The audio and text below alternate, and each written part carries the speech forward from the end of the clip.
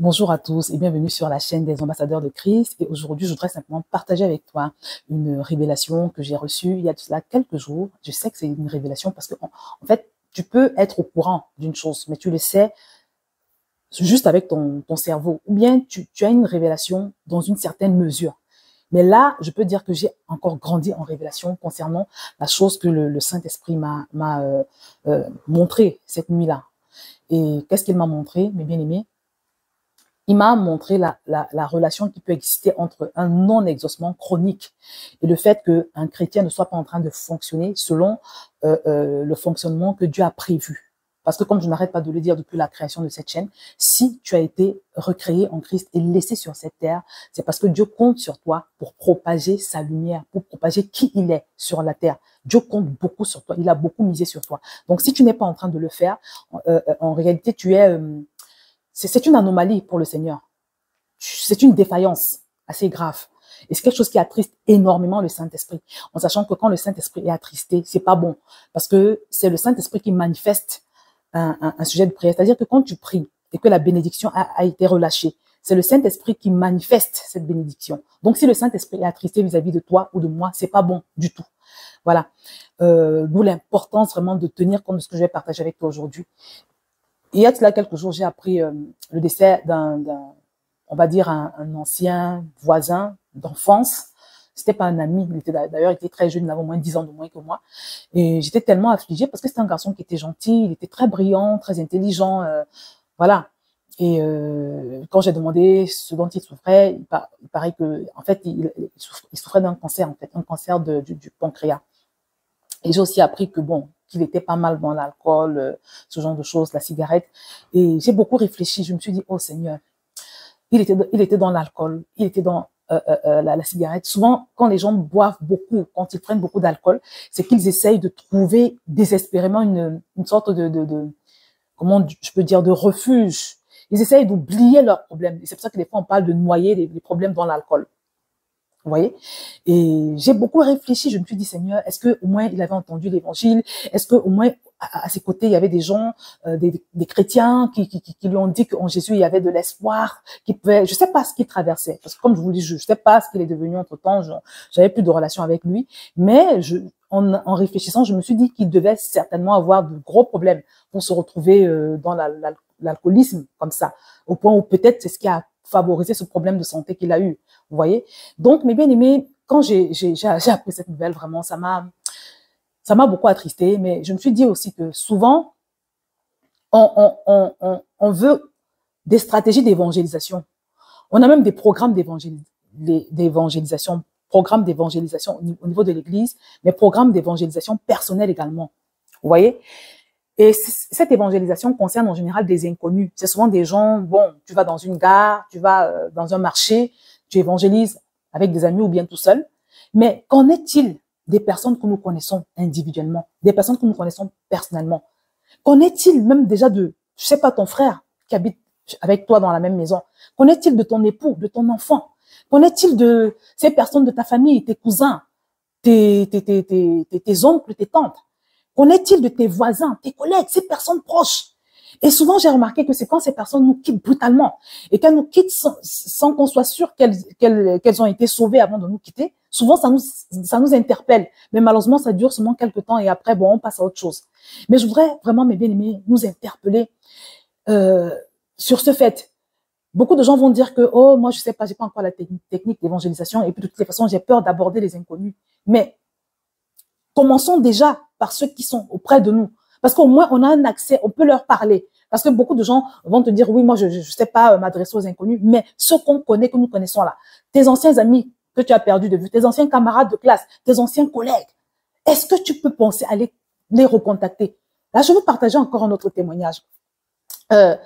C'était en 2015, 2014, 2015. Un jour comme ça, je ressens une pression dans mon cœur, une pensée très forte qui venait forcément du Saint-Esprit, qui me dit, appelle, non pas appelle, recherche telle personne sur Facebook. Et la personne en question, c'était une ancienne camarade de classe, non seulement une ancienne camarade de classe, mais on était également dans le même quartier. Quand j'étais en Afrique, on était dans le même quartier. Donc, poussée par l'esprit comme ça, je tape son nom sur Facebook et je trouve que lui, elle a une page Facebook, elle est assez présente sa page, elle publie régulièrement et je lui envoie un message en privé, juste pour lui dire oui, comment tu vas, ça fait longtemps et tout. Et quand elle voit mon message, elle est contente, elle est émerveillée, elle me dit oui, Josiane, je suis très contente, justement, je suis en France, je sais que tu es en France toi également, est-ce qu'on peut se voir? Je vous assure, mes bien-aimés, la dame elle habitait en Afrique normalement. Mais au moment où je lui envoie le message, je ne sais pas qu'elle est en France. Je ne sais pas, non seulement elle est en France, mais elle est en Île-de-France, comme moi. Donc, on reprend contact ensemble, on échange les nouvelles, elle me demande combien d'enfants j'ai déjà, et parce que c'est très longtemps qu'on s'était pas vu. Ça fait très longtemps, au moins 15 ans qu'on s'était pas vu. Donc, on échange, et puis finalement, on convient d'un rendez-vous, qu'on va se rencontrer et tout. Et quand je la rencontre, mes bien-aimés, j'apprends que elle souffre d'un cancer, elle est en train de se battre contre un cancer. Et ce jour-là, avant d'aller la rencontrer, le Saint-Esprit me met à cœur de prendre un livre de l'évangéliste Rana Bonke sur la foi. Le Seigneur me dit, prends ce livre-là et tu lui donnes. Et quand je prends on finit de discuter ensemble, elle me fait part de ses inquiétudes, de ses angoisses, parce qu'elle avait quitté l'Afrique, ses filles étaient en plein examen. Elle me disait, voilà, je peux même pas être avec mes enfants, je peux pas être présente pendant leur période d'examen parce qu'il faut que je vienne me soigner. Si quelque chose m'arrive, je sais pas ce qu'elles vont devenir parce que le papa, on est séparés et tout. Donc, elle m'avait fait part de ses inquiétudes, de ses angoisses. Et j'étais tellement affligée, mes bien-aimés. Mais je lui ai remis ce livre sur la foi. Et après, elle séjourne à l'hôpital et puis elle repart en Afrique. Elle repart en Afrique. Et puis quelques semaines après, on m'envoie un message, mes bien-aimés, on me dit qu'elle est morte. Je lui dis quoi? Quand une amie en commun, une camarade de classe en commun qu'on avait annoncé, je suis tombée des nues. Je lui dis comment ça c'est pas possible? Mes bien-aimés. Donc, en fait, j'ai compris que le Seigneur voulait que je recontacte cette personne. Il voulait que je la recontacte. Une ancienne amie perdue alors, vraiment, on avait complètement coupé les ponts. Complètement. Il voulait que je l'encourage, que je l'exhorte, que je lui remette ce livre-là. Je vous assure, mes bien-aimés. Le cœur de Dieu est en peine. Le cœur de Dieu soupire. Le cœur de Dieu veut sauver les personnes autour de toi, au travers de toi. Dieu veut sauver. Il veut sauver.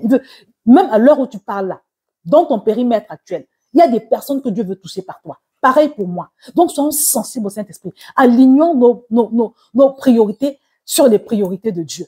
Le cœur de Dieu saigne, mes bien-aimés. Et quand nous ne le faisons pas, je le redis, nous attristons terriblement le Saint-Esprit. Et c'est ce qui explique le non-exaucement de plusieurs, que beaucoup de personnes soient bloquées au niveau de leur prière. Parce que nous ne pouvons pas vivre dans l'indifférence totale vis-à-vis des personnes qui sont en route vers le lac de feu.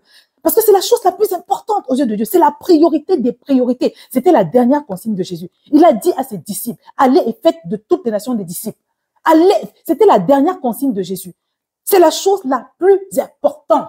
On ne peut pas se permettre d'avoir d'autres priorités que Dieu. Et souvent, on ignore la priorité de Dieu, donc qui est celle de gagner les âmes, de propager sa vie.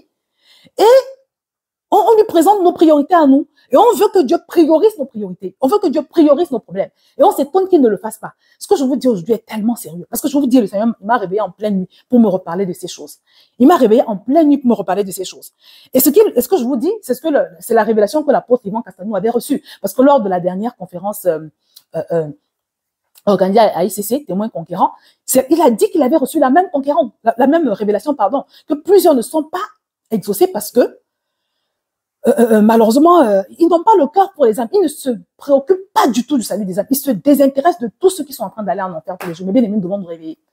Même si tu n'as pas encore de stratégie d'évangélisation, même si tu n'as pas encore de ministère en tant que tel, même si Dieu ne t'a pas encore révélé tes dons et tes talents, tu peux déjà faire avec ceux qui sont autour de toi.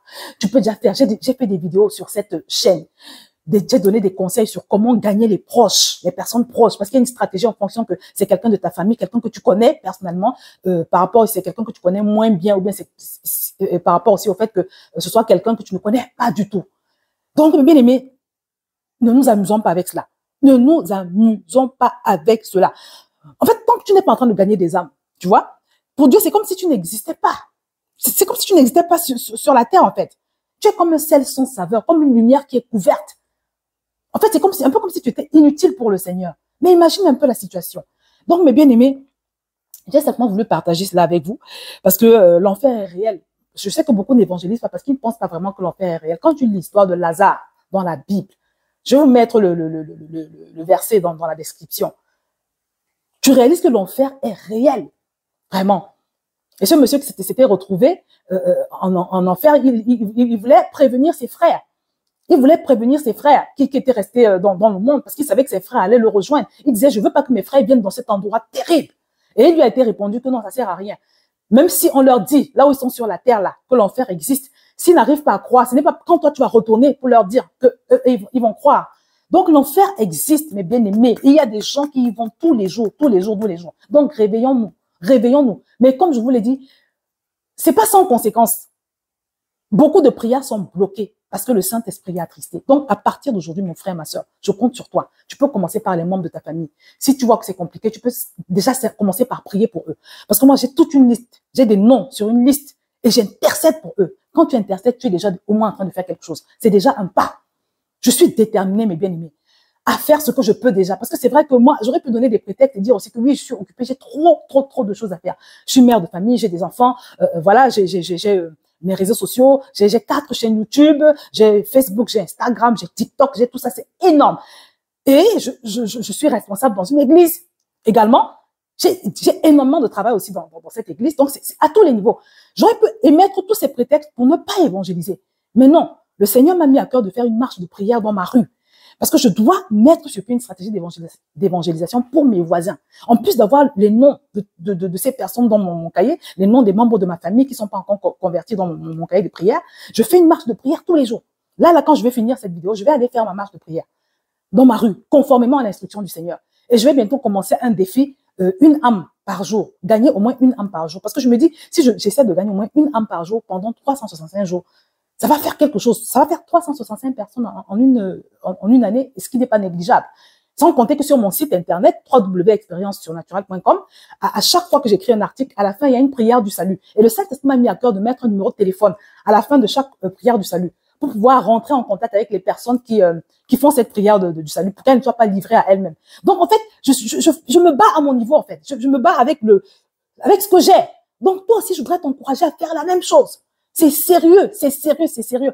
Je leur ai dit, beaucoup de gens sont bloqués au niveau de leur prière parce que simplement, ils n'ont pas ce fardeau-là. Ils ne sont pas préoccupés avec ce qui préoccupe le Seigneur. Et je vais terminer en te disant, mon frère, ma soeur, que si tu sens que c'est quelque chose qui ne te dit rien, ça te laisse à 37, les âmes qui vont en enfer, demande au Seigneur de changer la donne. Demande au Seigneur de te donner un cœur pour les âmes. Dis, Seigneur, je t'en supplie, donne-moi ton cœur. Parce que c'est ce que Dieu veut. C'est ce que Dieu veut. Et tu vas voir comment ça va te débloquer. Mon frère, ma soeur, crois-moi. Ça va te débloquer parce que quand tu te positionnes dans la posture que le Seigneur veut, qu'il a prévu pour toi, mon frère, ma soeur, tu vois les grâces qui coulent en fait. Tu vois le ciel s'ouvrir au-dessus de ta tête parce que tu es en train de faire ce que Dieu veut. Donc voilà, je vais m'arrêter là, c'est ce que je voulais partager avec vous. Tu peux continuer à poursuivre des choses que tu suis dans la vie. Tu as le droit de vouloir avoir une meilleure vie, de vouloir avoir du succès, de vouloir avoir ci, ça, voilà, toutes les choses qu'on demande à Dieu, toutes les bénédictions, les grâces personnelles qu'on demande au Seigneur. Mais à côté de cela, assure-toi également de poursuivre les priorités de Dieu. Assure-toi également de te préoccuper des âmes, de faire des choses pour que quelques-unes de ces personnes-là soient gagnées au travers de toi conformément au dessein de Dieu. Et comme je l'ai dit, n'hésite pas à beaucoup demander au Seigneur la grâce, la capacité, le fardeau, d'avoir également un cœur qui saigne pour ces personnes-là. Voilà, parce que sans cela, c'est compliqué. Voilà. Donc, mes bien-aimés, c'est ce que je voulais partager avec vous. C'est un sujet qui est vraiment assez sérieux. C'est un sujet qui est assez sérieux. Tu dois le faire parce que tu vas empêcher que beaucoup aillent en enfer. Mais également, tu vas pouvoir ouvrir le chemin pour toi-même, pour beaucoup de tes prières qui probablement sont bloquées. Pour toi qui n'évangélises jamais, pour toi qui ne te préoccupe jamais de cela. Donc voilà, c'est ce que je voulais partager avec toi. Franchement, je prie que le Seigneur t'accorde la grâce de pouvoir y arriver. Je sais que tu peux y arriver. Le Seigneur le veut. Il suffit simplement que tu aies un peu de bonne volonté.